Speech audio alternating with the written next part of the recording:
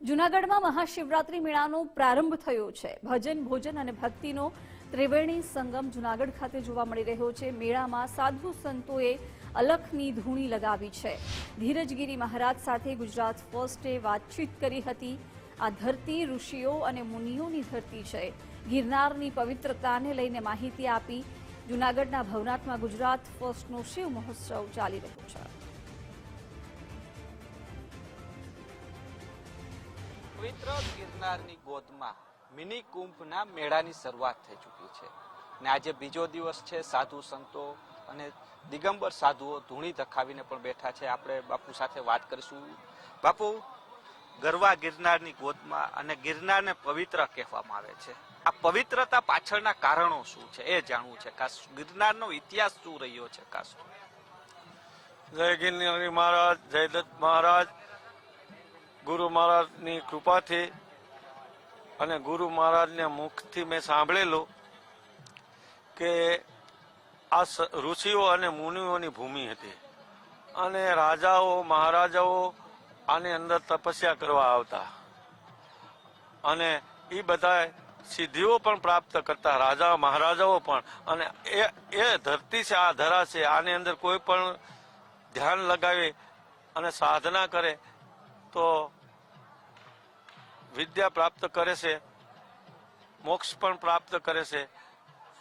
આવું મેં ગુરુ મહારાજ પાસેથી સાંભળ્યું છે અને ખરેખર સત્ય વસ્તુ તો એ છે કે અહીંયા જ્યારે ઋષિઓ અને મુનિઓ જ્યારે તપસ્યા કરતા હતા અને ત્યારે એક ધરતી ફાટીને ભૂઈ પડી અને ભૂઈ પડીને ત્યાં સરતી સરતી એક ગાય માતા આવતા હતા, એટલે એની અંદર કોઈ પણ જાય એ બળીને ભસ્મ થઈ જાય, આવી કથા છે, બરોબર? આવું મેં સાંભળ્યું છે। અને એ ગાયો જ્યારે સરતી સરતી ગાય આવી ત્યારે એક ઋષિનું ધ્યાન ગયું અને એણે અવાજ કર્યો કે હે ઋષિઓ, હે મુનિઓ, તમે ભાગો, અહીંયા ગૌ હત્યા થશે। એક બ્રાહ્મણને મારવાથી 3 જન્મનું પાપ આપણે ભોગવવું પડે છે, તો આ તો ગૌ હત્યા છે, આ 7 જન્મની અંદર પણ આપણે ન છૂટી શકીએ। એટલે બધા ઋષિઓ અને મુનિઓનું ધ્યાન છૂટી ગયું અને બધા ભાગવા માંડ્યા। ત્યારે આકાશમાંથી આકાશવાણી થઈ કે હે ઋષિઓ, હે મુનિઓ, તમે ભાગો નહીં, તમને દોષ નહીં લાગે, પણ એમાંથી મુક્ત થવા માટેનો એક રસ્તો છે, તો કે પ્રભુ બતાવો। ત્યારે એમ કહે છે કે તમે હિમાચલની પાસે જાઓ અને હિમાચલની આગળ જઈને એવી તપસ્યા કરો, હિમાચલ તમને પ્રસન્ન થાય અને પછી એની પાસે તમે માંગણી કરો કે ત્યાં એક આવી મોટી ભૂઈ પડી છે અને એક ભાગ તમે આમાંથી આવો ત્યાં, તો અમને આ કલંક ન લાગે, અમને દોષ ન લાગે। તો હિમાચલ રાજા કહે છે કે વાત સત્ય છે તમારી, પણ ઇન્દ્રને ભગવાનનું વરદાન છે, હું ઉડું તો મારી પાંખો કાપી નાખે, એટલે એ શક્ય નથી કે હું ત્યાં સુધી આવી શકું। તો ભગવાન કહે છે કે તમે તમારા જપ અને તપ શરૂ રાખો અને 5 ઋષિઓ એની ટોચ ઉપર બેસી જાઓ અને ત્યાં જ્યાં સુધી ગિરનાર સુધી ન પહોંચાય ત્યાં સુધી તમારે તપસ્યા ચાલુ રાખવાની છે, ભંગ નહીં કરવાની।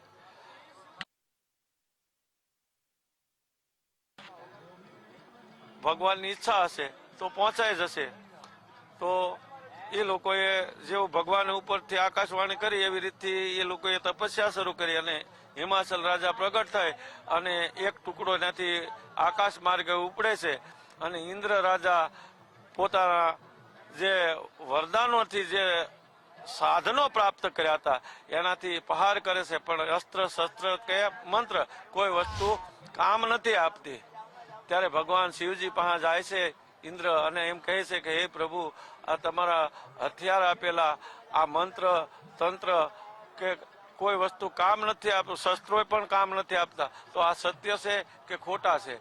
ત્યારે એમ કહે છે કે અસ્ત્ર ખોટા નથી, શસ્ત્ર ખોટા નથી, નથી મંત્ર ખોટા, પણ જ્યાં સુધી ઋષિઓનું ભજન છે અને ભજન શરૂ છે ત્યાં સુધી તારું અસ્ત્ર કામ નહીં આપે, શસ્ત્ર કામ નહીં આપે અને મંત્ર પણ કામ નહીં આપે, કારણ કે નામ તણો આધાર છે। નામનો મોટો મહિમા કીધો છે અને એ મહિમાને હિસાબે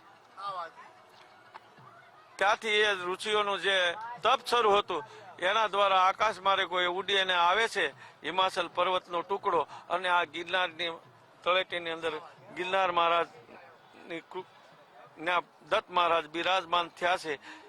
એ હિમાચલનો એક ટુકડો છે અને ત્યાં આવીને બિરાજમાન થયા છે. એટલે આયા કોઈ પણ સંત રુચિ મુનિ ભક્ત કે ઓલિયા ફકીર કોઈ પણ આવે સાધના કરે સર્વને સાધના પ્રાપ્ત થાય છે અને સિદ્ધિઓ પણ પ્રાપ્ત કરી શકે છે. આ મોટામાં મોટું મહત્વ છે અને મોટામાં મોટું આ ભૂમિનું ગુણ છે. આ કોઈ પણ ભજન કરે 11 વર્ષ એટલે ગમે અભણ હોય તો એને બધા શાસ્ત્રોનું જ્ઞાન પ્રાપ્ત થાય છે. આવું ગુરુ મહારાજની મુક્તિ મેં સાંભળેલું છે. જય ગિરનારી, જય દત્ત મહારાજ, જય ઓમ નમો નારાયણ. બાપુ જે રીતના વાત કરી ગિરનારનો પવિત્રતાને લઈને કે શું પવિત્રતા છે કે કહી શકાય એટલે કહી શકાય છે કે જે મહત્વ છે પવિત્રતાનું તે આપને સમજાવવામાં આવ્યું. કેમેરા પર્સન અભય ત્રિવેદી સાથે રહીમ લાખાણી, ગુજરાત પોસ્ટ, જુનાગઢ.